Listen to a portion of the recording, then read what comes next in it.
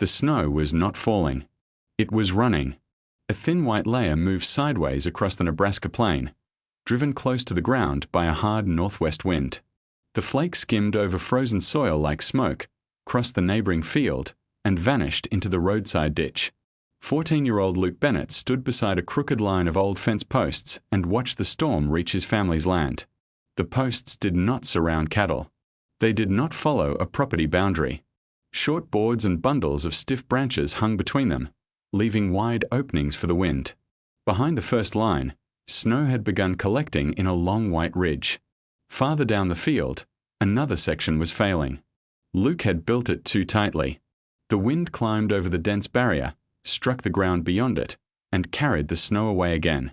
One end leaned after a night of heavy gusts, and a loose board rattled against its wire.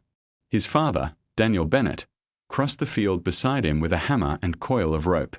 They could strengthen the weakest posts, but they could not yet know whether the snow would remain long enough to become useful water.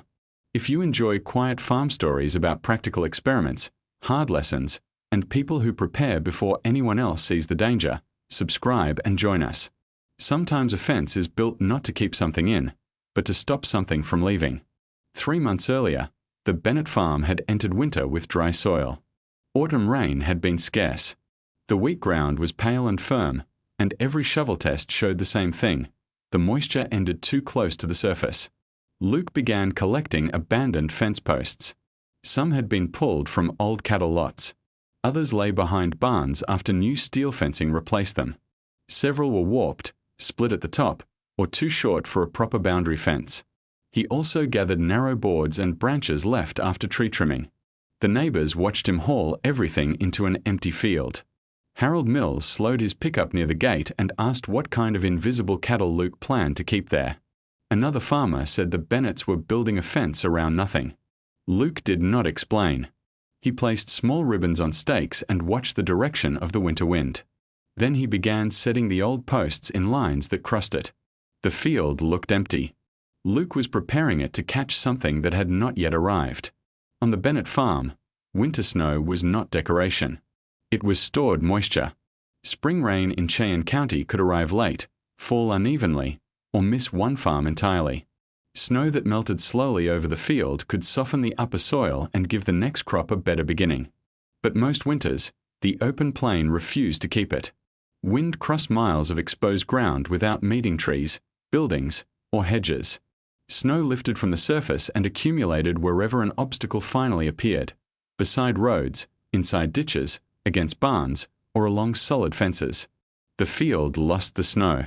The county kept the drifts.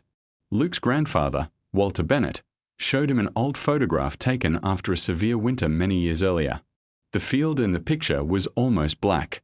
A deep white wall stood against a solid board fence at the edge of the property.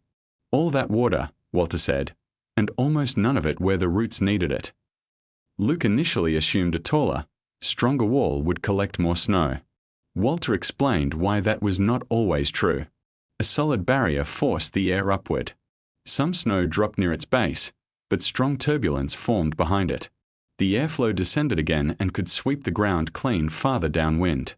A porous barrier behaved differently. Part of the wind passed through the openings. Its speed decreased without changing direction as violently. Snow could settle over a broader area instead of forming one narrow drift pressed against the wall. Luke tested the idea in the machinery shed. He spread dry sawdust across 2 long wooden panels and aimed an old shop fan toward them. In front of the first panel, he placed a solid board. In front of the second, he built a small screen from narrow slats with open spaces between them. The solid board caught a tight pile of sawdust near its base. Beyond that pile, much of the panel remained bare. Behind the slatted screen, the sawdust settled in a wider band. Luke began planning several low barriers across one part of the field. They would stand perpendicular to the strongest winter winds. The old posts would support short boards and branches, but the spaces between them would remain open. Daniel allowed the experiment, but only on a limited section. The posts could interfere with machinery. Loose boards could become dangerous during storms. A poorly placed barrier might create wet spots where equipment would later sink. Luke also left part of the field completely open. Without a control section, Every snowdrift would look like proof. With one, the field could answer honestly. Luke's first barrier looked strong. That was the problem. He placed the boards close together because he wanted to catch every flake. The lower gaps were narrow, and some sections were almost solid. Several posts were driven only shallowly because the dry ground was hard and frozen near the surface. The first meaningful snow arrived with a powerful wind. For a few minutes, the line appeared successful. Snow gathered against the boards and covered the bases of the posts. Then the airflow began climbing over the barrier. The snow followed it. A tight drift formed directly behind the wall, but farther downwind the ground stayed exposed. Gusts struck the surface and carried loose snow toward the next field. By morning, 2 posts had tilted. One long board tore away from its upper wire and lay flat across the soil. Harold Mills stopped at the roadside and looked toward the damaged line. "Snow does not read plans," he said. Luke looked at the narrow drift and the bare ground beyond it. "No," he answered, "but it shows where the plan is wrong." He dismantled the densest sections. The rebuilt barriers were lower and more open. Instead of long continuous boards, Luke used shorter slats and tied bundles of stiff branches between the posts. Air could pass through every section. He drove the posts deeper and added braces where the soil was weakest. Luke also changed the distance between the lines. His first arrangement placed the second barrier inside the turbulent air created by the first. He moved it farther downwind so each line could create a separate zone of slower air and snow accumulation. The next snowfall was smaller. That made the difference easier to observe. On the open control section, snow crossed the surface in thin moving streams. Dark soil appeared between gusts. Behind the improved barrier, a white band slowly formed several yards beyond the posts. It did not press tightly against the boards. It spread across a broader section of the field. Not every part worked. A wide machinery gap allowed wind and snow to pass almost untouched. One line stood at a slight angle to the prevailing wind and collected less than Luke expected. A branch bundle came loose and had to be removed. Luke marked each weak point with stakes. The barriers were no longer pretending to stop winter. They were only trying to change where a small part of it settled. December passed with little snow. January brought cold, wind, and several light flurries that barely covered the ground. The open fields turned white for a few hours, then dark again as the snow disappeared into ditches and shelter belts. Luke inspected the barriers after every storm. Most days, there was almost nothing to inspect. The line stood across the field collecting dust, tumbleweeds, and questions from passing neighbors. Harold told Daniel that even the best snow fence could not catch snow that never fell. Daniel agreed. The experiment had reached its greatest limitation before receiving a real test. Without snowfall, the barriers were only old posts and scrap wood occupying good ground. Near the end of February, the forecast changed. A modest winter storm was expected to cross the county overnight. The predicted snowfall was not impressive, but strong wind would continue for most of the following day. Luke checked every support before darkness. The snow began after midnight. By morning, the control field looked white only between gusts. Each burst of wind lifted the loose layer and drove it eastward. Soil reappeared behind the moving veil. The barriers changed the pattern. Behind the first open line, snow began settling in a long gradual ridge. The second line collected less, but still held a visible band. Near the dense section Luke had never fully corrected, snow formed unevenly and left bare patches farther behind it. One weakened line leaned under the pressure. Luke and Daniel crossed the field but decided not to rebuild it during the strongest wind. They removed one loose board that could become dangerous and left the remaining posts until conditions improved. By evening, the field had become striped. Dark soil remained exposed across the control section. Long white bands stretched behind the better barriers. At the wide machinery opening, the snow had passed through and disappeared. Luke had caught part of the storm. That did not yet mean he had stored water. A warm period was expected within days. If the snow melted too quickly, it could run across frozen ground, collect in low areas, or erode the surface.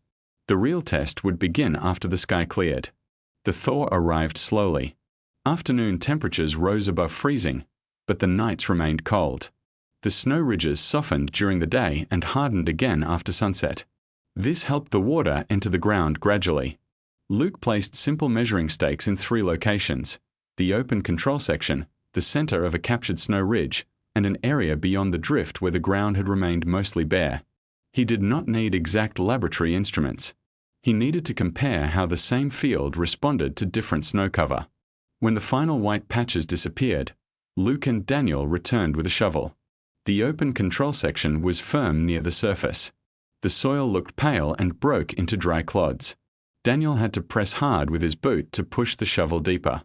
Where the snow ridge had melted, the ground was darker and softer. The shovel entered more easily. Moist soil clung to the blade several inches below the surface. The difference was real. It was also uneven. Near the barrier that had been too dense, a narrow strip remained muddy long after the surrounding ground had dried.